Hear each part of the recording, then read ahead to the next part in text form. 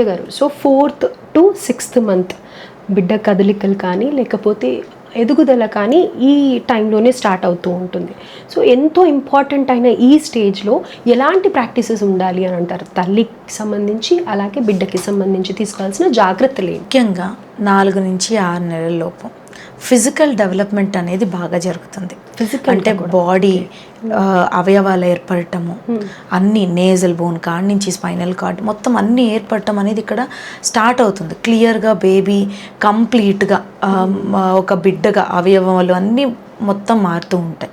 So ఈ స్టేజ్లో mother చాలా కామ్గా ఉండాలి, ఓవర్గా స్ట్రెస్ అవ్వకూడదు. ఎందుకంటే ఎప్పుడైతే ఒక మదర్ కామ్గా లేరు, ఓవర్గా స్ట్రెస్ అయినంటే కేవలం మెంటల్గానే కాదు, ఫిజికల్ గ్రోత్ పైన కూడా ప్రభావం చూపే అవకాశం ఉంటుంది.